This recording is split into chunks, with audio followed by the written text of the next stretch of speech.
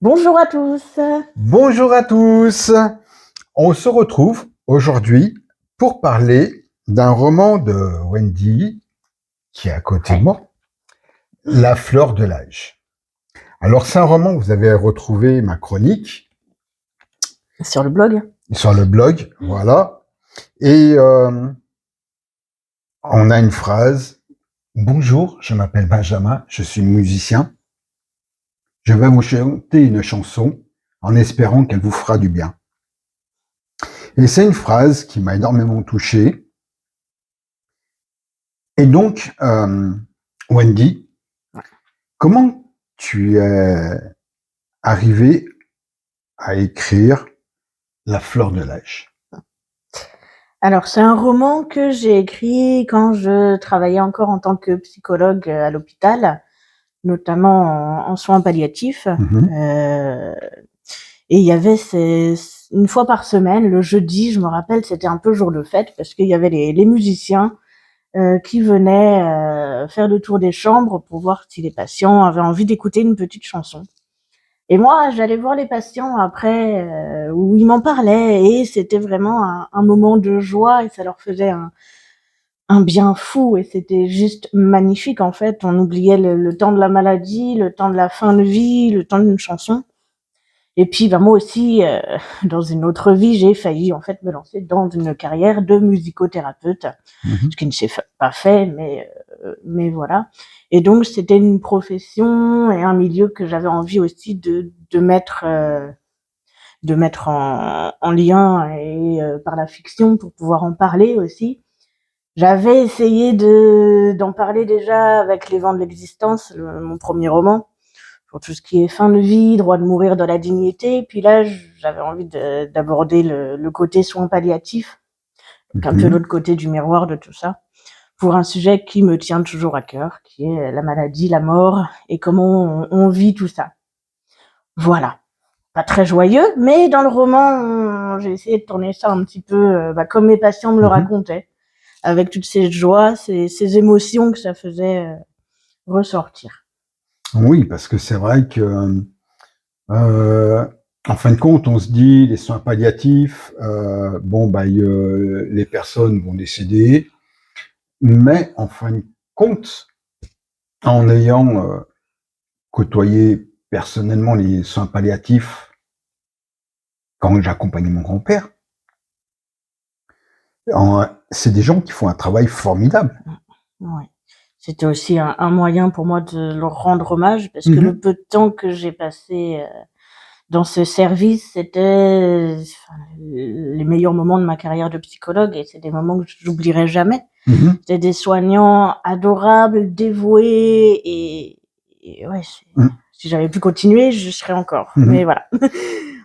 Et donc, tu disais que tu aurais aimé faire aussi, pourquoi pas, une carrière de musicothérapeute. Tu es Ouais. musicienne? Oui, alors dans une autre vie toujours. J'ai eu plusieurs vies en fait. Comme on est plusieurs dans ma tête, on vit plein de choses. Non, je déconne.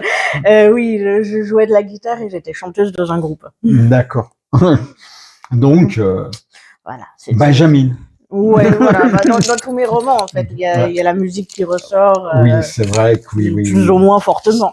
Voilà. Bah, bon, on ne va pas parler des vents de l'existence parce que c'est la prochaine chronique.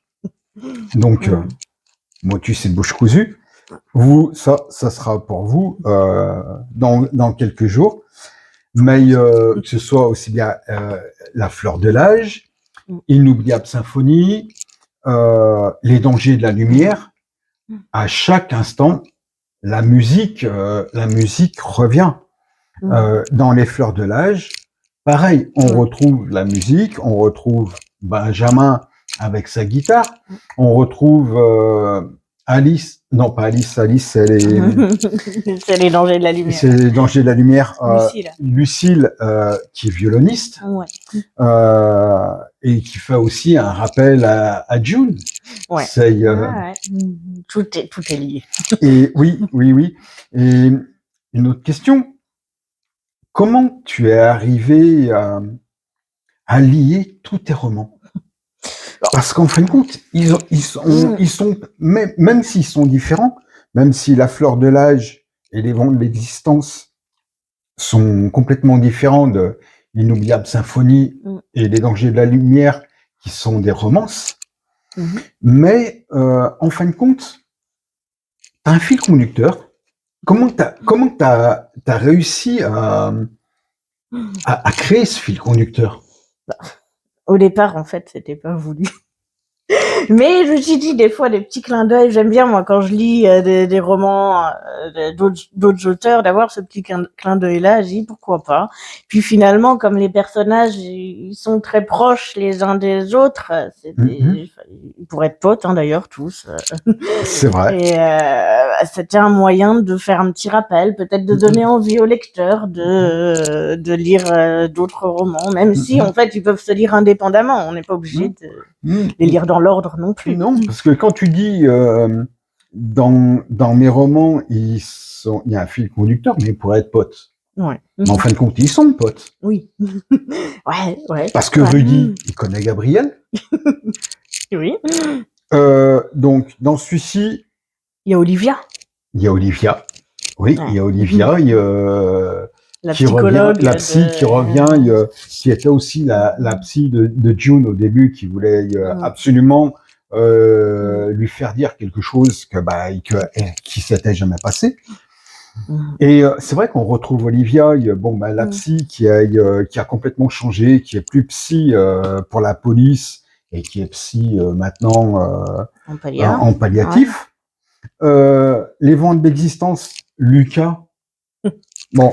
On le retrouve dans les dangers de la lumière. On le retrouve dans les dangers de la lumière, puisque Lucas, c'est le batteur de Gabriel. Voilà. Et Gabriel, il est un peu dans tous les romans. Et Gabriel, parce que je l'aime tellement. Voilà. Et même dans La Fleur de l'âge, on retrouve l'oncle de Gabriel, que Marcel était la muse donc de l'oncle de Gabi. Ouais. Ah ouais. Donc, en fin de compte, oui, donc t'as créé un fil conducteur, et en fin de compte, ils pourraient pas être potes, mais ils sont potes. Bon. Oui, pas de la même époque non plus. Mais... Voilà. Bon. Dans le 5e, peut-être il y aura pas de fil conducteur. Je sais pas encore comment je vais faire, mais voilà. Et donc, tu nous parles d'un 5e. Ouais. Je t'en ai déjà parlé. Oui. Dans d'autres interviews. Mais peut-être que ça peut intéresser nos abonnés. Oui. Il est en cours d'écriture. Ça va être un roman entre thriller et drame psychologique où je vais parler de la violence dans toutes ses formes. La violence intrafamiliale, la violence envers les enfants, les adultes. Voilà. Ça va pas être un roman léger, hein, comme La Fleur de l'âge. Ça va pas être du feel good, mais voilà. J'ai un autre revers de ma personnalité que j'ai envie d'explorer et de mettre en scène. D'accord. Ben, écoutez, on va vous souhaiter une très bonne journée. Bonne journée à toi aussi. Oui. Et puis, on vous dit à très bientôt. À bientôt. Pour une prochaine chronique. Ouais. Et puis, peut-être autre chose. Passez une bonne journée et bon dimanche à tous. Salut.